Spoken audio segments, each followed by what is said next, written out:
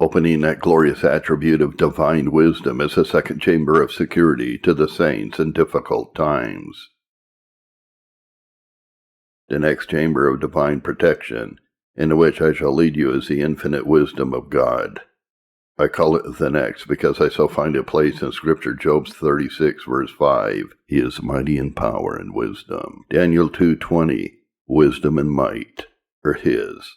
This attribute may be fitly called the council chamber of heaven, where all things are contrived in the deepest wisdom, which are afterwards wrought in the world by power.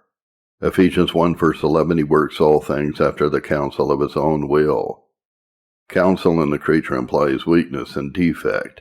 We are not able at one thought to fathom the depth of a business, and therefore must deliberate and spend many thoughts about it. And when we have spent all of our thoughts, we are oft times at a loss and must borrow help and ask counsel of others. But in God it knows the perfection of its understanding.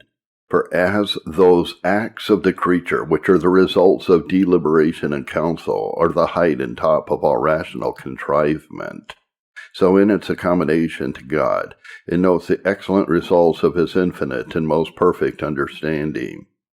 Now this wisdom of God is to be considered either absolutely or relatively. First, absolutely in itself, and so it is, that in which He most perfectly and exactly knows Himself and all things without Himself, ordering and disposing them in the most convenient manner to the glory of His own name.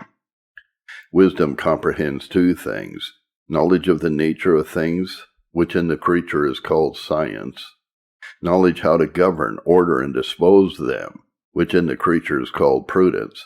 These things in a manner but faint shadows of that which is in God. In the most absolute perfection He fully knows Himself, for His understanding is infinite, Psalm 147 verse 5, and the thoughts He thinks towards us, Jeremiah 29 verse 11. And as He perfectly understands Himself, so likewise all things that are without Himself, Acts 15 verse 18. Known unto God are all of His works from the beginning of the world, together with all the secret designs, thoughts, and purposes which lie hid from all others in the inmost recesses of men's hearts, Psalm 139 verse 2. As He perfectly knows all things, so He fully understands how to govern and direct them to the best end, even the exalting of His own praise. For of Him, and through Him, and to Him are all things. Of Him, as the efficient cause; through Him, as a conserving cause; and to Him as a final cause. And in this wise disposition of all things He has a gracious respect to the good of His chosen. Romans 8 verse 28. All things shall work together for good to them that love God. More particularly, the wisdom of God is to be considered by us in its excellent properties, among which these four following are eminently conspicuous, as it is the original, the essential, the perfect, and the only wisdom. Number 1. The wisdom of God, and the original wisdom from which all the wisdom found in angels or men is derived, and into that fountain we are directed to go for supplies of wisdom, James 1 verse 5. If any man lack wisdom, let him ask it of God. There is indeed a spirit in man, but it is the inspiration of the Almighty that gives understanding, Job 32 verse 8. The natural faculty is ours, but the illumination of it is God's. The understanding of the creature is a dial which signifies nothing until the sun shines upon it. God's wisdom is essential wisdom. Wisdom in the creature is but a quality separable from the subject, but in God it is His nature, His very essence. He can as soon cease to be God as to be most wise. Number 3, the wisdom of God is perfect wisdom, full of itself and exclusive of its contrary. The wisest of men are not wise at all times. The greatest wits are not without some mixture of madness. It is a high attainment in human wisdom to understand our own weakness and folly. The deepest heads are but shallows, but the wisdom of God is an unsearchable depth, Romans 11 verse 33. Oh, the depth of the riches both of the wisdom and knowledge of God. How unsearchable are his judgments, and his ways past finding out. To conclude, the wisdom of God is the only wisdom. There is no wisdom without him, none against him. He is the only wise God, Jude, verse 25. But secondly, the wisdom of God must be considered relatively, and that in a double respect. First, to his promises. Next, to his providences. Let us view it in its relation to the promises of God, where you shall find it made over by God to his people for a number of excellent uses and purposes in times of distress and danger. As first, it was made over to them in promises for their direction and guidance when they know not what to do or which way to take. So Psalm 25 verse 9, the meek will he guide in judgment, and the meek will he teach his way. And Isaiah 58 verse 11, the Lord shall guide you continually. And Psalm 33 verse 8, I will guide you with mine eye. And with this, the psalmist encourages himself, Psalm 73 verse 24. Thou shalt guide me with your counsel, and afterwards receive me to glory. Oh, what an invaluable mercy is this! We would make shipwreck both of our temporal and eternal mercies quickly were it not for the guidance of divine wisdom. But secondly, to extricate them when involved in difficulties, so 2 Peter 2 verse 9, the Lord knows how to deliver the godly out of temptation. They know not how, but their God does. They are often at a loss, but he is never. 1 Corinthians 10 verse 13, there is no temptation taken you, but such as is common to man. But God is faithful, who will not allow you to be tempted above that which you are able, but will with the temptation also make a way to escape, that you may be able to bear it. Number 3, to overrule and order all their troubles to their good and real advantage. So runs that most comprehensive promise, Romans 8 verse 28. All things shall work together for good to them that love God. And a faith in which Paul concludes, Philippians 1 verse 19, even this shall work for his salvation. Thus the people of God were sent into captivity for their good, Jeremiah 24 verse 8. And Joseph, into Egypt, Genesis 1 verse 20. You thought evil against me, but God meant it to good, to bring to pass as at this day, to save much people alive. Let us view the wisdom of God in its relation to his providences, for there it shines forth eminently, Ezekiel 1 verse 18. The wills were full of eyes. The motions and providential revolutions in this lower world are very judicious and advised motions. It has an end and design which no man understands until it opens itself in the event of them. The enemies of the church are oft times men of the finest brains and deepest policies. Herod a fox, for subtlety, Luke 13 verse 32. Julian the apostate, and Ahithophel, with many others who have digged as deep as hell in their counsels and laid their designs so sure that they doubted not to be masters of it. Yet their hands could not perform their enterprise. The wisdom of providence has still befooled them, and baffled the cunningest head pieces that ever undertook any design against the church, as fast as ever they arose. And here the wisdom of providence is remarkable in 3 things especially. First, in revealing and discovering the secret conspiracies and counsels of the church's enemies, and thereby frustrating their designs, Genesis 27 verses 41 and 42. Providence, as one calls it, is a bird of the air that carries tidings and whistles deeds of darkness, Job 12:22. He discovers deep things out of darkness and brings out to light the shadow of death. And this God has done both immediately and mediately. Immediately in 2 Kings 6:11, what counsel soever the king of Syria took in his bedchamber was still discovered by the word to the prophet. So true is that in Job 34 verse 22, there is no darkness nor shadow of death where the workers of iniquity may hide themselves. Thus the design of Herod is revealed to Joseph in a dream. Commonly God does it by means is by giving knowledge of it to some that are under obligations of duty or affection to reveal it to those that are concerned in the danger. So Paul's sister's son, Acts 23 verse 16, revealed a conspiracy against his life, and so the plot miscarried by revealing it before it was ripe for execution.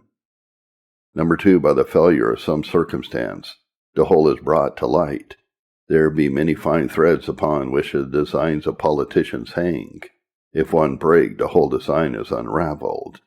Thus, the wisdom of God sometimes prevents his people's ruin by taking away the speech of the trusty from him, and making their own tongues to fall upon themselves. Number 3, by their own confession, so Psalm 64 verses 5 to 8, where you have the plot laid. Verse 5, they encourage themselves in an evil manner, commune of laying snares privately, they say, who shall see them? The deep contrivance of it, verse 6, they search out iniquity. They accomplish a diligent search, both the inward thought of every one of them and the heart is deep. Their plot is destroyed, verse 7, but God shall shoot at them with an arrow, suddenly shall they be wounded. The method or way of providence in destroying it, verse 8, so they shall make their own tongue to fall upon themselves, all that see them shall fly away. Thus has the wisdom of our God wrought for us this day, beyond all the thoughts of our hearts, and oh, that it might make such impressions upon all our hearts as follow in verses 9 and 10. All men shall fear and shall declare the work of God, for they shall wisely consider his doing. The righteous shall be glad in the Lord and shall trust in him, and all the upright in heart shall glory. Secondly, the wisdom of God discovers itself in behalf of that people who are his own, in averting the danger from them, and putting by the deadly thrusts their enemies make at them. Thus it spoils their game by an unforeseen rub in the green, and that especially 3 ways. Number 1, by making their counsels to jar among themselves, which jars is the sweetest harmony of providence. Thus the counsel of Ahithophel jars with the counsel of Hushai, 2 Samuel 17, verses 5 and 7, by which means David escaped. The Pharisees clashed with the Sadducees, Acts 23, verse 7, and by that means Paul escaped. Number 2, by cutting out other work and starting some new design which puts them, as a fresh scent does a dog, to a loss. Thus the people of God in Jerusalem were delivered by a diversion, 2 Kings 19, verse 7. Behold, I will send a blast upon him, and he shall hear a rumor, and shall return to his own land. And I will cause him to fall by the sword in his own land. So Rabshakeh returned. By this means also was David delivered from the hand of Saul, 1 Samuel 23, verse 27. And in this method of providence that Scripture is often fulfilled in Proverbs 21, verse 18. The wicked shall be a ransom for the righteous, and the transgressor for the upright. Number 3, by cutting off the capital enemies of his church, by whose seasonable destruction they are delivered. Thus fell Julian, that bitter enemy of the Christians, when he was preparing to put his last and most bloody design against them in execution. And thus fell Haman, Nero, and many more in the very height and heat of their designs against the church. Number 4, the wisdom of God gloriously displays itself in causing the designs of the wicked, like a surcharged gun, to recoil upon and destroy themselves. It often falls out with the undermining enemies of the church, as it sometimes does with them that dig deep mines in the earth, who are destroyed and buried in their own works. Psalm 9, 15 and 16. The heathen are sunk down in a pit that they made. In a net which they hid is their own feet taken. The Lord is known by the judgments which he executes. The wicked is snared in the work of his own hands. There is a double mercy in this providence. 1, in delivering the saints from the danger. The other, in causing it to fall upon the contrivers, and is therefore celebrated with a double note of attention. In these observable strokes, the righteousness of God shines forth in repaying his people enemies in their own coin. Thus Haman did eat the first fruits of that tree which his own hands planted, and thus Jerusalem becomes a burdensome stone to all that burden themselves with it. Zechariah 12:3. Number 4, admire and adore the wisdom of your God and those great and unexpected advantages which arise to you out of those very dangers and designs of your enemies that threaten your ruin. The hands of your very enemies are sometimes made the instruments of your advancement and enlargement. Your persecutions become your privileges. The motto of the palm tree fully becomes yours. Suppressa resurgo. In 3 things, the wisdom of God makes advantage out of your troubles, in fortifying your souls and bodies with suitable strength, when any imminent trial is intended for you.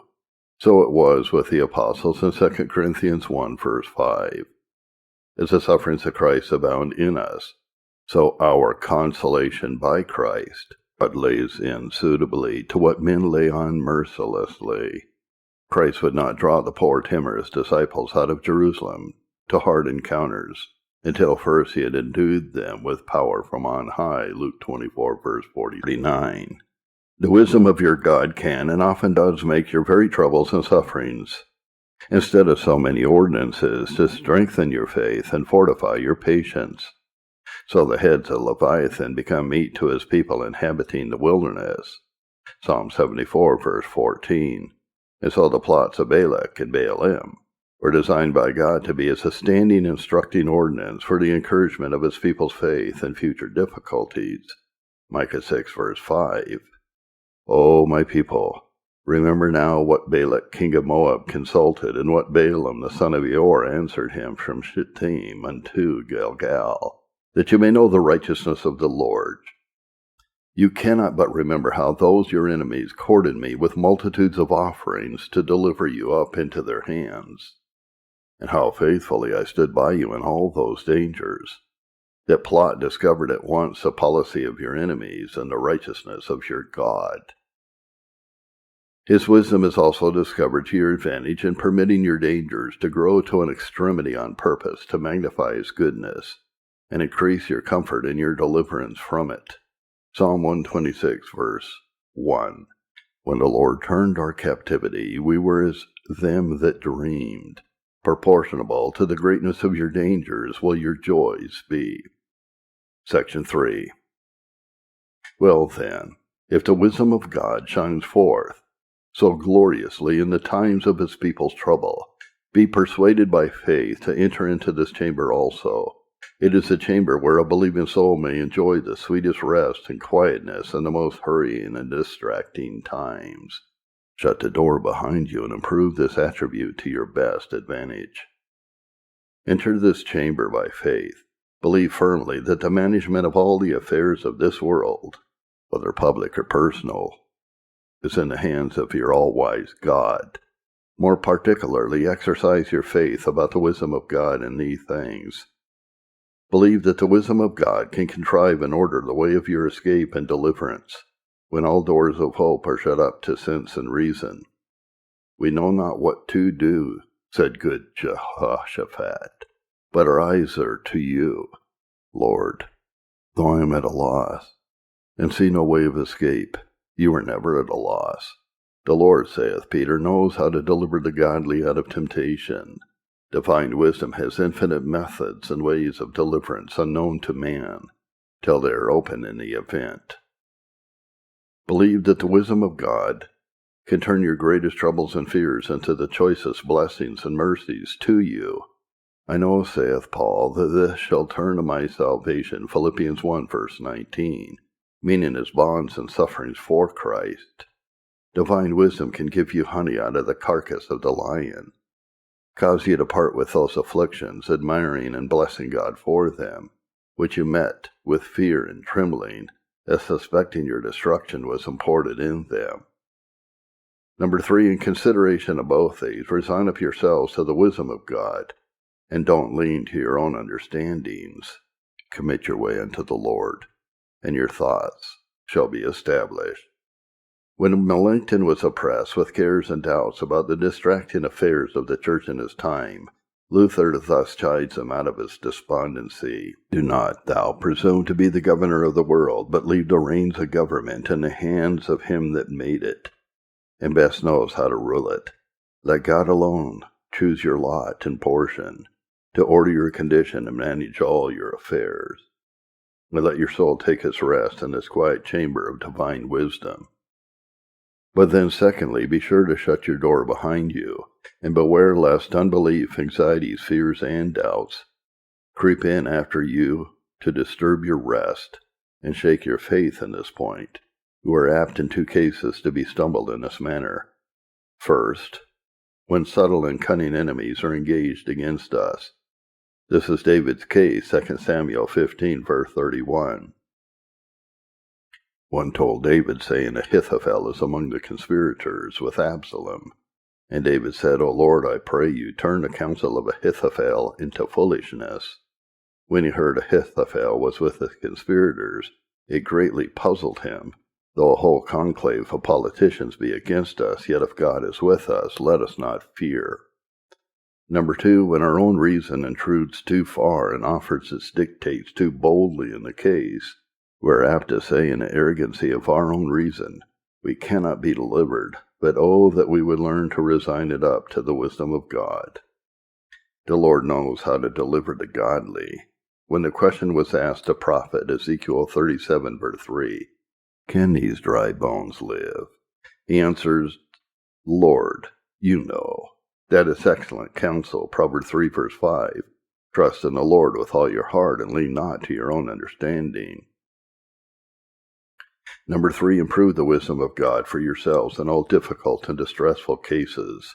Beg of God to exercise this wisdom for you when enemies conspire against you. So did David in 2 Samuel 15, verse 31.